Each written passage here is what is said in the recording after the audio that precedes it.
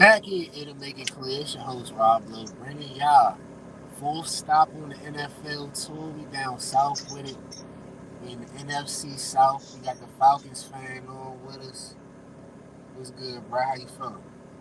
I'm good, bro. I'm doing good. How y'all? As you can see, there's sun in my motherfucking face. On it's a lovely day. Sun shines and and flowers out this motherfucker, man. What's up, man? What's good, man? It's almost football season out this joint. That's what's good. We got to get to this NFC South, bruh. We starting off with these percentages. We got to let the people know who we trust to win this division and how much we trust them. We got to start off with the Falcons, fan. Blessings on you. So the percentage that I think for the Falcons to win a division, uh, man, I was pretty high on us last year, but we got a new QB now with Kurt, with Captain Kurt. So I think Captain Kirk could at least get us to the playoffs. So I would say our percentage to win our division probably about 75%, depending on how healthy he comes back at. Um, I God don't damn, really. Yeah, I'm going 75. 75%. I'm going 75%. I know it's high. I know it's high.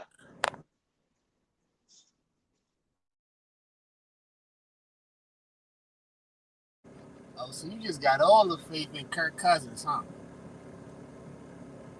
All the faith. So, which y'all gonna win this joint by 2, 3 games? Yeah, I got 2, 3 games. I think after. I mean, if I'm being honest with you, I think the Bucks and the Saints can give us a run. I'm not really too much worried about the Panthers. So I mean, I think winning our division, I ain't gonna say it should be a cakewalk, but we gotta take care of the road games. But 75. I mean, I think Kirk can get us there. I think last year we lost maybe 8 games by one score games, and if we had somebody like Kirk Cousins who can kind of like complete plays at the end of drives and fourth quarters and things of that nature, I think we would have been set.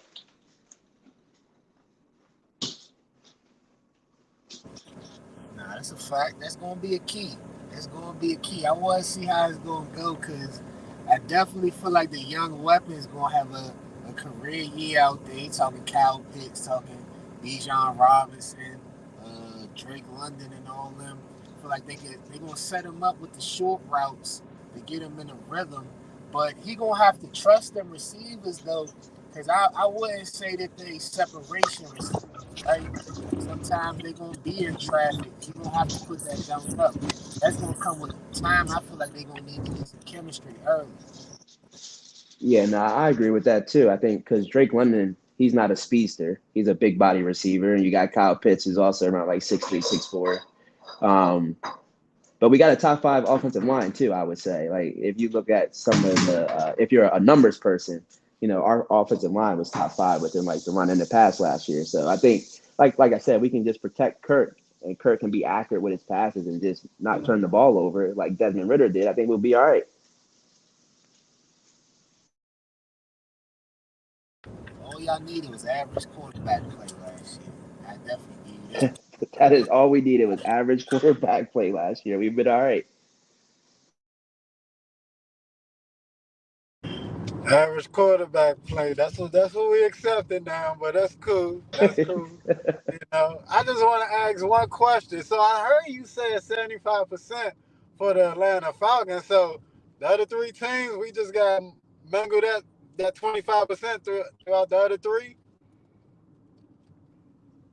you know, this might be my fan side coming out, but yeah, we're gonna get that other 25% throughout the other three teams. I would say, I just don't think the Panthers really have a chance to win a division. So I don't see that happening this year. I think they need at least 2 or 3 more years to like build a roster around Bryce Young. I think after that, like I said, it'd probably be the Saints. I'd probably give them like 10%, and then the rest I would give to the Bucks just because they did it last year. And I think Baker Mayfield is he's a good quarterback. He can lead a team. We've seen that. And you got Mike Evans who's consistent, and that defense is always good. Okay, but you in the end, you saying they a fluke though. That's what I hear for it. You saying you ain't worried about that shit that happened last year. I'm not. It's a new year. It's a new team. It's starting over fresh. So I got a lot of faith in us this year. Okay, okay. Do you want to get your percentages right quick, or you want me to go? I got you. I got you. So mine ain't gonna be as good as yours, but I do got faith in the Atlanta Falcons. I got them right under the Tampa Bay Buccaneers. Tampa Bay Buccaneers at 31%. I got the Atlanta Falcons at 29%. I feel as though it's gonna be a battle between those two teams. But the Saints is not no sleeper. I got them right under y'all at 25%. And then of course I got the Carolina Panthers finishing that last at 15%.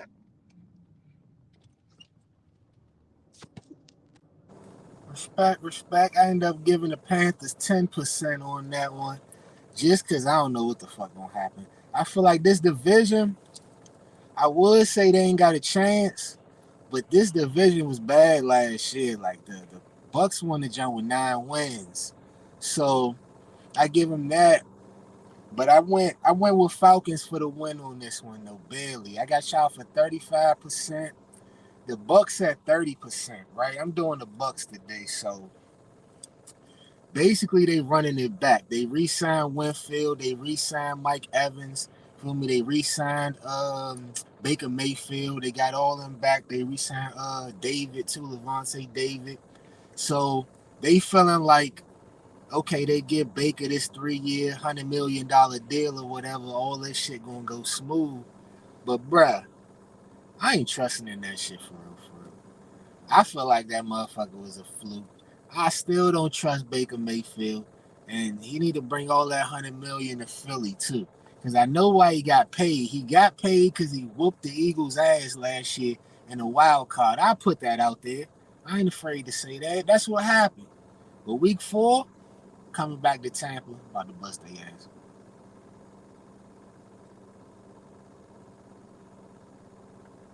And the Saints, 25, but they too shaky. I don't really be trusting in Derek Carr like that. I ain't fucking.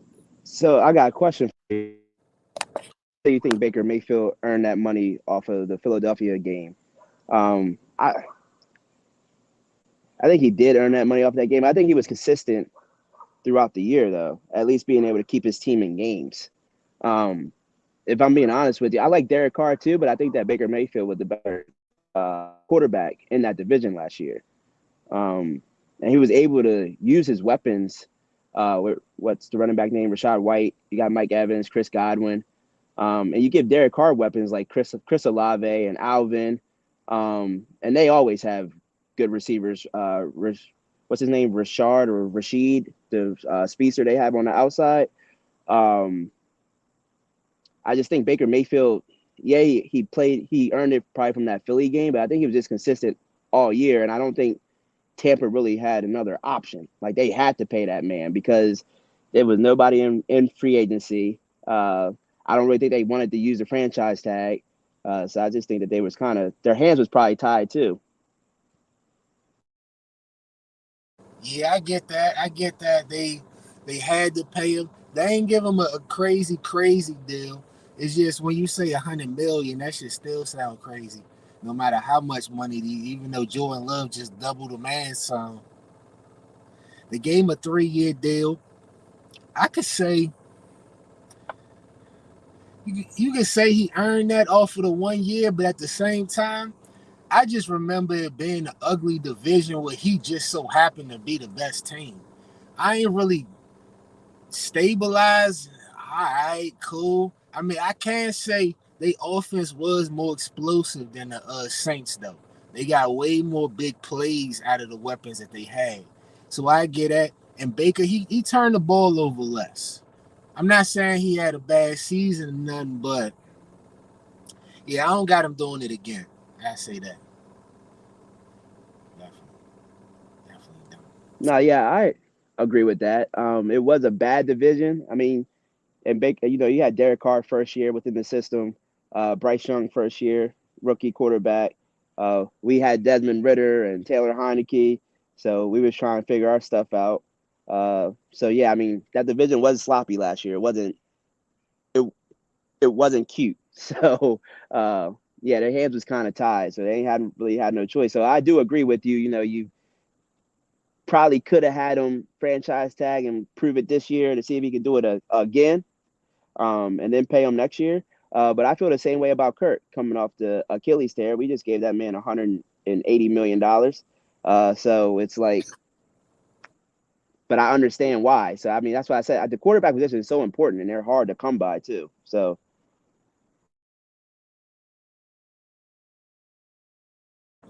What you think about Bryce Young, Coach? You got the Panthers. You feel like he could make a jump this year?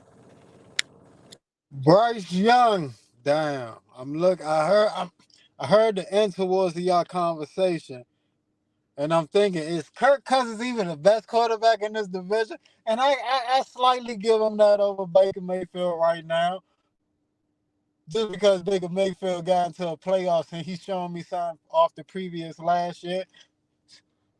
So I'm not gonna do too much with Baker, but right in that third spot, I'll put Bryce Young for right now. I believe they got the right pieces around them. Now they went out in the free agency, got Robert Hunt, uh, left guard or right guard, whichever one you want to put him at for Miami.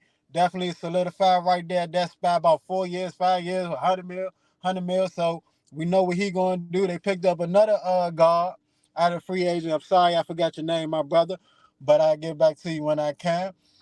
Picked up a tight end out of free agency, wide receiver, running back. So they putting the pieces around Bryce Young for him to show that ability that he showed in college. But for right now, coming off of last season, Bryce Young still at that number third spot. He just got to show a little bit more. Rookie year, so we ain't putting too much on him. But they got more pieces around him. He was the highest second total quarterback that was sacked last year. So you get offensive linemen like that. They picked up a tackle also. It's all about putting the pieces together with the Panthers for Bryce Young, and that's what they doing, man. Putting the pieces together so he can have a better season than he had last year. With again 62 sacks on him. So yeah, we need better than that. Definitely, dude. That's the number one pick. You gotta protect the money. Y'all tripping. Get that together, Carolina. We gonna get on to the next one. What's the next one? What's the next one? That is, we're gonna do the GOAT offensive trio. So this is a classic one. We're gonna do all, well, not all. It might be some current players in here, but just the best at these three positions: quarterback, running back, wide receiver. Our teams that we repping from NFL history. So D started up. For the Carolina Panthers, the all-time skill, I don't know what the fuck we want to call it, but the all-time at this position for the Carolina Panthers. Come on, baby. Come on, we already know who's the quarterback out here. I don't know if y'all saw that, but Cam Newton, man. Yeah, yeah. Cam Newton, best quarterback we've seen coming out of Carolina Panthers. You might want to throw out Jack Dale Home. That's for your Caucasian people. You know what I'm saying? Respect to y'all. But Cam Newton, MVP, getting into it, I believe he got to a Super Bowl. So it's no question. It's no question. Breaking records as a rookie. Rookie got the rookie award also. So Cam Newton, no question, man. Easy. Oh, we going through the whole list or just quarterback? You could do all three. All right. So at running back, I know a lot of people gonna get on me with this one, but I used to respect my man. I used to respect him coming out of Rutgers. Yeah, y'all don't even know. I believe he came out of. I might have fucked that up. I believe he came out of Rutgers though. D'Angelo Williams. Hey, listen. Before it was a Christian McCaffrey, it was D'Angelo Williams fucking Carolina up, man. I remember rookie year going to Carolina. I thought he was gonna be a dog, and he lived up to expectations. He was finished his career off one of the Russian top leading rushers for Carolina. That ain't hard to do, but he did it. You know what I'm saying? The franchise ain't been out there for too long. But he got that. And at the last spot at that wide receiver, there's no better name or no other name that you could bring up representing the Carolina Panthers. If you bring up any other name, you can bring up Cam Newton. But it's Steve Smith Jr., who reps that Carolina Panther colors, baby. Hey, he's been there his whole career. He probably went to a different team. I can't remember that. But he's been at Carolina for the majority of his NFL career, talking shit and backing it up while he do it. I know you remember a little bit of that, Tat. So, going against Atlanta. So I know Steve Smith holds a hateful spot in your heart. But at the end of the day, we all know this wide receiver, Steve Smith, is the best wide receiver from the Carolina Panthers. So, yeah, that's my offense. Classic right there. That's classic. It's on you, man. Yeah, Steve Smith he definitely was a dog. For the Falcons, this was hard for me, man, to be honest with you. For quarterback, between Vic and Matt Ryan, but I had to go with Matt Ryan for the numbers, and he had. Oh shit! Hold up! Say that again. It was hard for me. I'll be honest, it was so hard for me. But Matt Matty Ryan, Ice, MVP, he made it to the bowl. My fault. That's your list. Go ahead. My fault. yeah. So look, Matty Ice MVP. He made it to the bowl game. I still don't put that loss on him. I think if Kyle Shanahan wasn't trying to run the score up and was just trying to hand the ball off and run the ball, we would have been good. So it was hard for me because Michael Vick, he's the reason why I became a Falcons fan. He's the reason why I support the Falcons, the reason why I've been watching them since I was a kid. But the longevity with Matt Ryan, I think what he's done for that team, for that kind of giving back to the team as well. Yeah, that was tough for me. That was real tough. But I'm gonna go with Matty for that one. I wish I could do a 1A and 1B because Michael Vick completely changed the game, hands down. But like you said, I think Matt Ryan with the MVP getting us to a Super Bowl, I think that was huge. And I think he came in at a time that I think the city had lost hope, and he kind of brought that back. So I'm gonna rock with Matty on that one. He was back like when Mike Vick left. Y'all got the one pick and got him. Yep, exactly.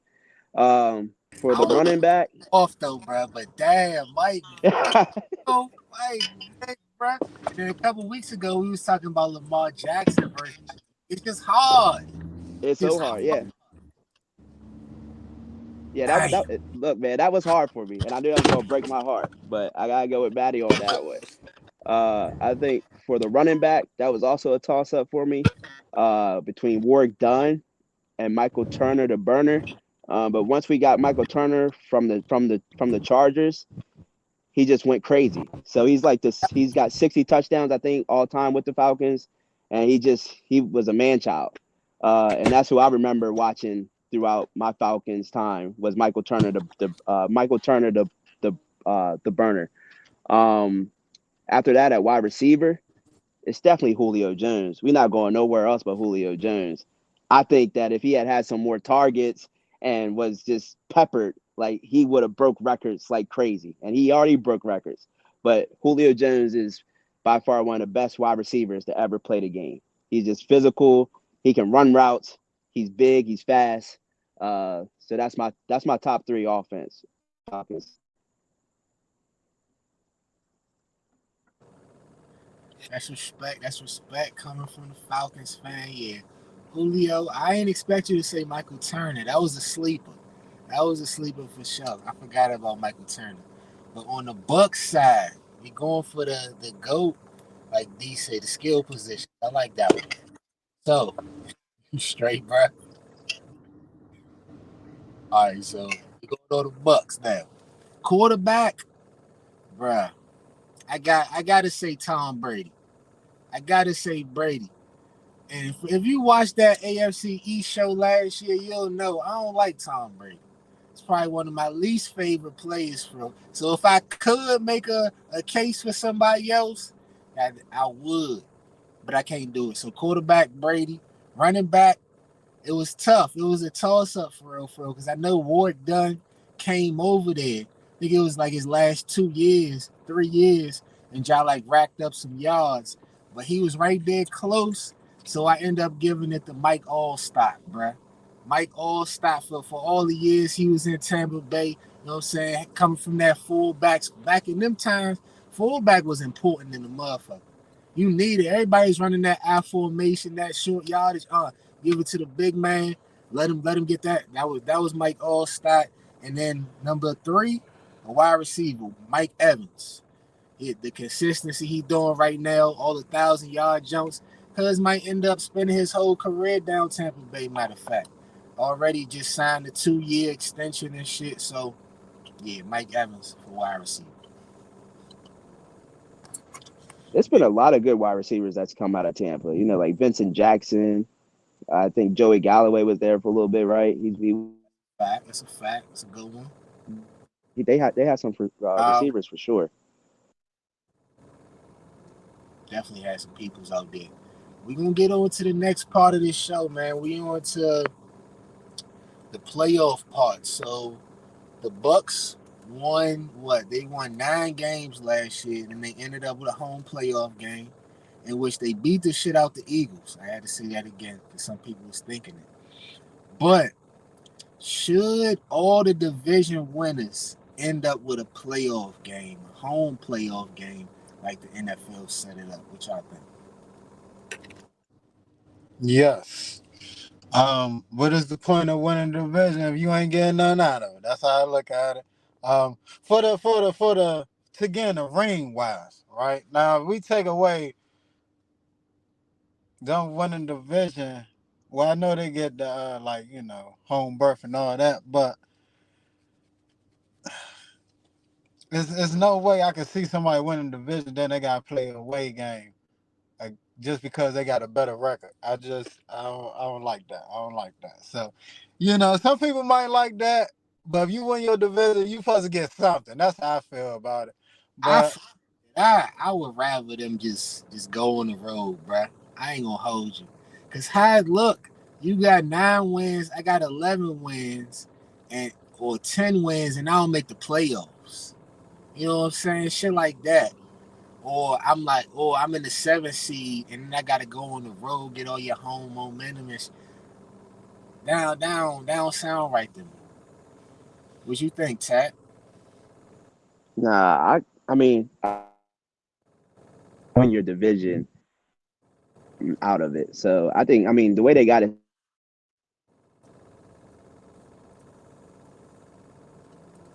I think we may have had a team win their division at 8, which is ugly. It seems crazy for to give them a home game and have somebody with 12 wins that's in second in their division travel to them to play a game. But I mean, it's not really their fault. They're in a bad division, just like the Bucks last year. Like they won their division. It's not their fault that the division was bad. So yeah. Yeah, but okay, so I know it's not the same sport. The NFL put a lot more emphasis on their divisions. They the last game of the season to be a division matchup, hype it all up, rivalries and all this. The NBA don't do that. But the NBA just rank it flat out. They like whatever your record is, that's how your seed is. I like that system better. yeah, I mean, uh, so this how I'm looking at it. I hear your NBA aspect of it, but just to bring it down to middle school, right? Just to bring it down to middle school. I'm trying to see how I can break this joint down. So it's when we go into the season, we like, all right, we look at our division, I'm talking about NFL now, and we say all the teams in our division, we know we could beat. We know we could get all these teams in our division. Now it might be a little trouble, you know what I'm saying, going out of our division, but we could get all these teams in our division, that means we could make the playoffs. If we make the playoffs, that means we got a chance. And sometimes all you need is a chance in football, you know what I'm saying? It's not no 7 game series or nothing like that. So, hey, we saw with the Tampa Bay Buccaneers. All they needed was a chance to get there. You know what I'm saying? Look who they beat. So ain't nobody was expecting that shit. So it's just the I understand whoever got the best record, but at the same token, if I feel as though, and this will basically come down to, If you're not gonna reward them for being in the division, just take the division out and just make a conference and let's just do records. If that's how you feel. But it's a lot of you remember it's a lot of rivalries and uh animosity in these divisions, man. Can't do that. Can't do Yeah. Redskins, well, it ain't the Redskins no more, but Cowboys, Commanders, the Eagles, the Giants, Philly versus New York. Like it's too much. The Pittsburgh Steelers versus the Baltimore Ravens. that.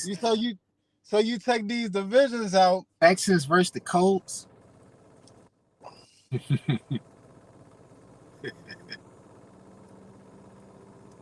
That's a rivalry, Coach. Let's just move on. When? Since yesterday.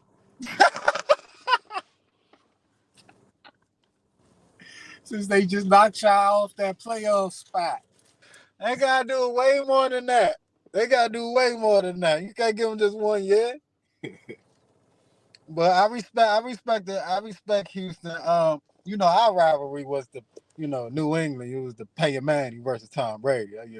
Other than that, we ain't really had one. Even with Tennessee or Jacksonville, we really ain't had no like y'all. I'm not saying that we don't, but I'm just saying y'all rivalries is way more meaningful than us playing against the fucking Houston Texans. I'm just saying. That's a fact, bro. That's a fact. I say one more thing. I'll let Tat wrap it up on this one. Yeah, the Bucks did it. The Seahawks did it with beast mode and all them. The Texans did it. I seen like 2016. But other than that, these teams be getting smoked usually when they win these week. Like when the NFC East was trash, Eagles was winning that jump. Commanders, we going to them jumps losing, even though Commanders did have it close with the Bucks that 1 year. But Tat, you got anything on this? No, you can't. I completely understand the NBA aspect from it as well, and how they do their 1 through 8. But I think football completely different. I understand you get a 1 seed versus an 8 seed in football. You expect the 1 seed. In basketball, you expect the 1 seed to win. But with football, it's like literally any given Sunday. So it's kind of, I think it's, I don't know. I like the way that they have it going down. And I think he brought up a good point with the rivalries within the division. Like he said, the Baltimore Ravens, the Pittsburgh Steelers, that's huge. You can't really take that away. And they fight for that division every year. And that game is going to be a head smasher. So I think the way that they got it right now, I think that they obviously there's money behind everything. And, the way they got the division set up, with winning the division, it's bringing, cash into their pocket. So, and I think it's working for the fans and for the football team. Quick question. Well, not a question, but just help me process this equation out real quick.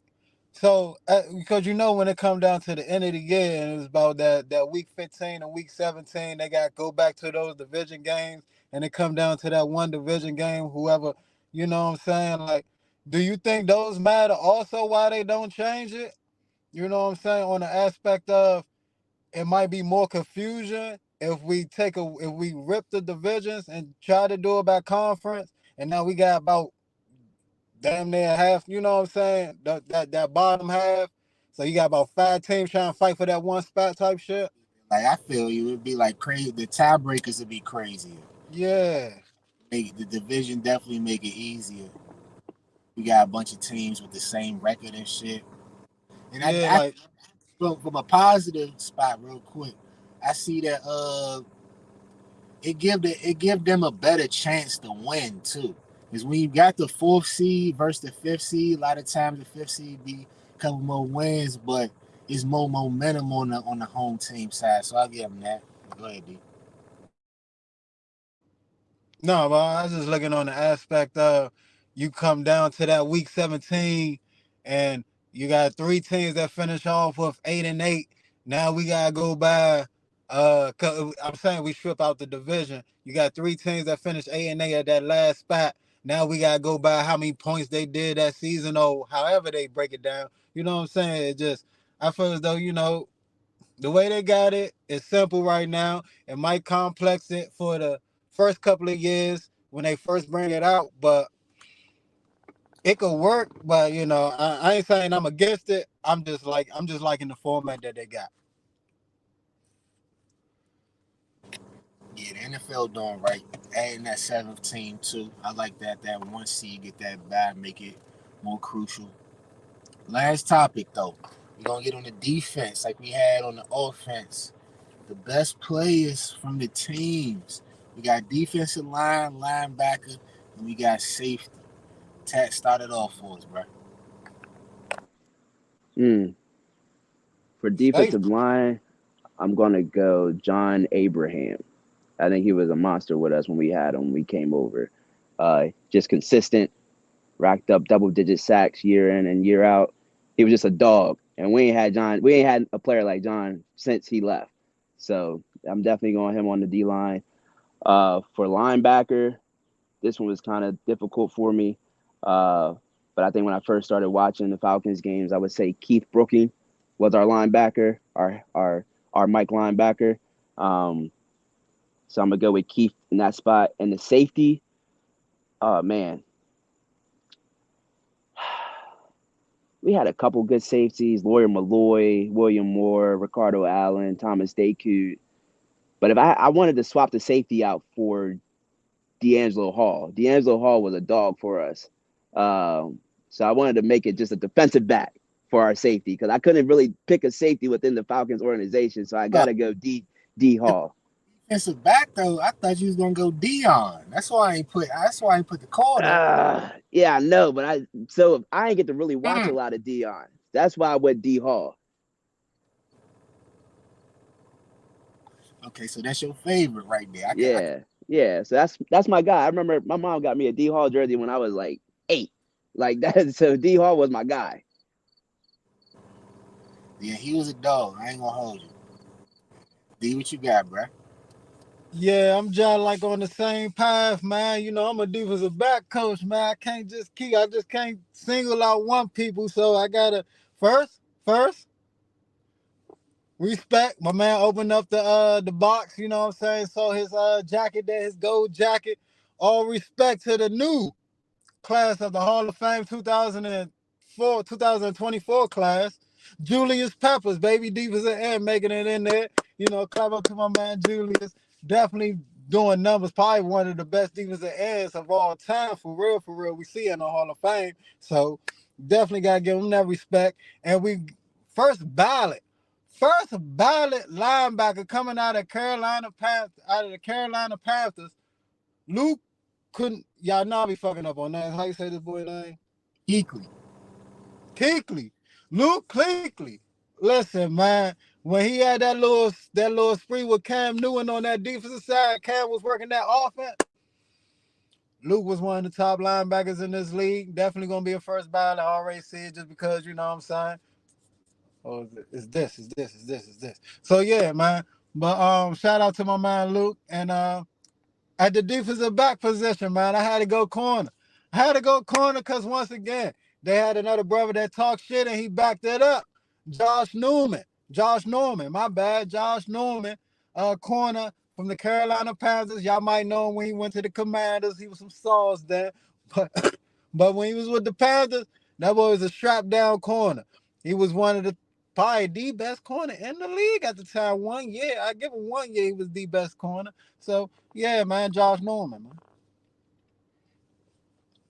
Yeah, that same year he was out there fighting with Odell and shit. Why you gotta bring it up? Why you gotta I bring on black hate? you say what? Why you gotta bring up black on black crime, man? They was going at it, bro. Helmets, kicking, all type of shit. I remember that shit. But yeah, though, once the Tampa Bay defense, bro, it's all gonna come from the same defense. Y'all know it well. Probably one of the best defenses ever. It was 0-2. But the D line was tough though. You got Simeon Rice out there, one of the best pass rushers of all time. But I had to go with Warren Sapp, the big boy, man. I had to. That The way he was getting to the quarterback, the way he was Lil Swift. How you get skinny at 350? What? Stop playing, bro. That boy tap dancing out. You hear me? Open up the doors on him. Boy tap dancing out there, stopping the run, body slamming people. Different era, bro. Different era. Then you at linebacker, you going Derek Brooks. Derek Brooks talking about definition of that sideline and sideline linebacker. And I had to think about it. I remember he used to be the spy for Mike Vick. You know how tough that is? You know how many people Mike Vick made look stupid? But he was the one where it was like they would be holding him under 20 points. They'd hold Mike Vick to like 37 rushing yards or something off that spy from Brooks. And then you got backup, the safety. You got John Lynch, bruh. Another throwback style player right there. It was like, I break the defense down just real quick a little bit. They playing cover 2, right? So cover 2, you know, the corners is shit. They flat in the on the corners and all that. And then in the middle, the safeties is splitting. So they going to the edges to cover them sidelines. So it was a lot of tight ends that thought shit was sweet coming down that middle. When John Lynch put the foot in the ground and Cuz trying to take your helmet off. Ball flying, mouthpiece flying, shoulder pads. Man, what? John Lynch was like that. Gotta give him that. Now he just building teams out San Fran like it ain't nothing. That's what he known for now. And so definitely a classic division. Nah, facts, man. I just want to give proper respects to Derek Brooks real quick. Back in my heydays when I used to play football, you know, playing the weak side linebacker. That's one person that you had to watch was Derek Brooks. You know, playing that weak side, he was the best to ever do it. Sideline to sideline, of course, in that Tampa 2. How you do it in the Tampa 2 sideline to side? You go watch the tape. You know what I'm saying? The awareness on 99, if we talking about Madden. And yeah, son, Derek Brooks was that guy, son. If you ain't watch him, then you ain't no weak side linebacker. Facts for sure. One of the best defenses ever. We got my man Chet stamping it. The Falcons got this 75% on the division. Everybody got to look out for this South this year. Love. Peace.